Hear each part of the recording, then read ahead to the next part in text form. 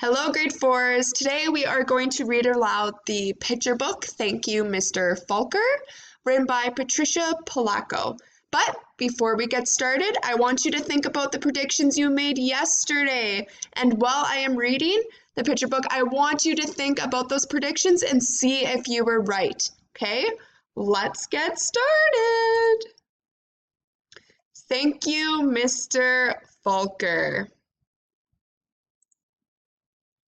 The grandpa held the jar of honey so that all the family could see, then dipped a ladle into it and drizzled honey on the cover of a small book. The little girl had just turned 5. "Stand up, little one," he cooed. "I did this for your mother, your uncles, your older brother, and now you."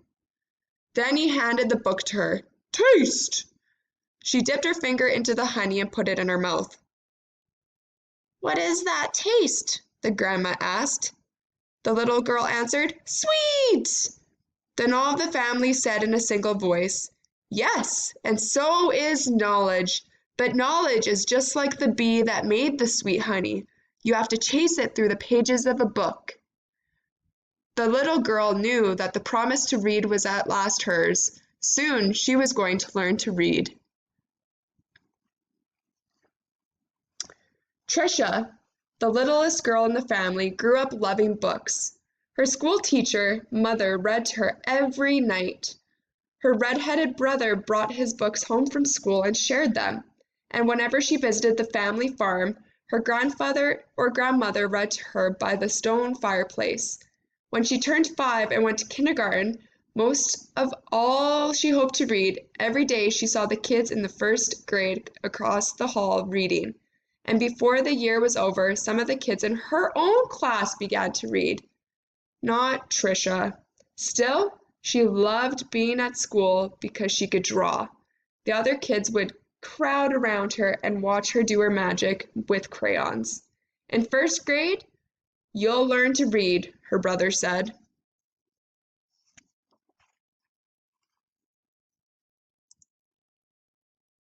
In first grade, Tricia sat in a circle with other kids.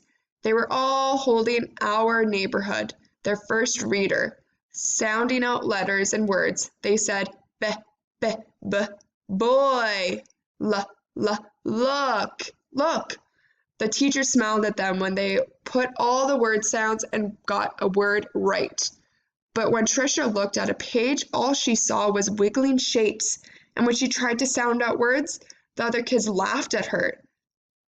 "Tricia, what are you looking at in that book?" they'd say. "I'm reading," she'd say back to them. But her teacher would move on to the next person, always when it was her turn to read. Her teacher had to help her with every single word. And while the other kids moved up into the second reader and third reader, she stayed alone in Our Neighborhood. Tricia began to feel different. She began to feel dumb. That's not good. The harder words got for the little girl, the more and more time she spent drawing, how she loved to draw, or just sitting and dreaming, or when she could go for walks with her grandmother. One summer day, she and her grandma were walking together in the small woods behind their farm. It was twilight. The air was sweet and warm. Fireflies were just coming up from the grasses. As they walked, Tricia said, "Grandma, do you think I'm different?" "Of course," her grandma answered. "To be different is a miracle of life. You see all of those fireflies? Everyone is different." Do you think I'm smart?" Tricia didn't feel smart. Her grandma hugged her. "You are the smartest, quickest, dearest little thing ever." Right then, the little girl felt safe in her grandma's arms. Reading didn't matter so much. Tricia's grandma used to say that the stars were holes in the sky. They were the light of heaven coming from the other side. And she used to say that someday she would be on the other side, where the lights come from. One evening, they lay on the grass together and counted the lights from heaven. "You know," her grandma said, "all of us will go there someday. Hang on to the grass, or you'll lift right off the ground and there you'll be." They laughed and both hung on to the grass. But it was not long after that night that her grandma must have let go of the grass, because she went to where the lights were, on the other side. And not long after that, Trisha's grandpa let go of the grass too. School seemed harder and harder now.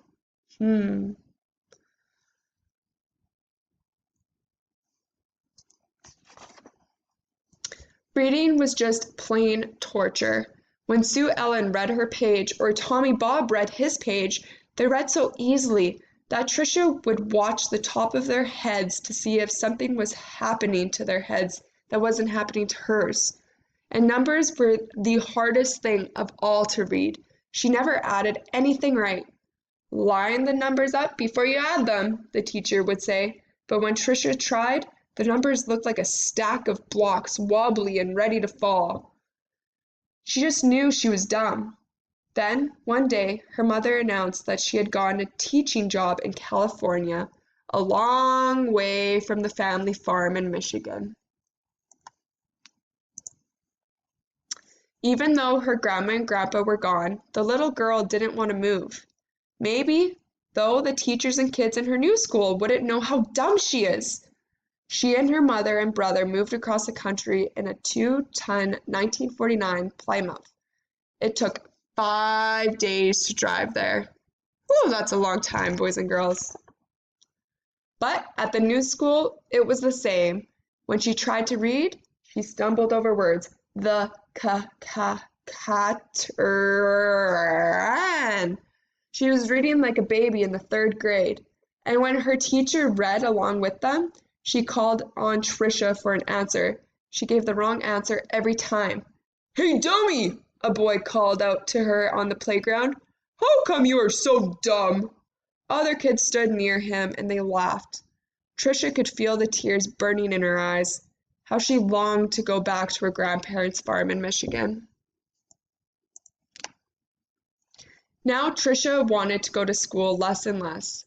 I have a sore throat, she'd say to her mother, or I have a stomach ache. She dreamed more and more and drew more and more, and she hated school.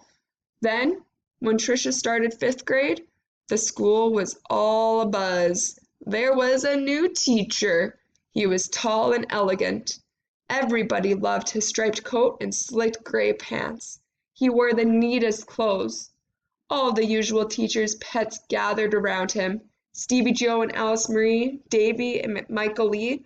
But right from the start, it didn't seem to matter to Mr. Falker which kids were the cutest or the smartest or the best at anything. All right, grade 4s, that is all we are going to listen to today. Don't forget to complete the activity that goes along with this lesson. Good luck!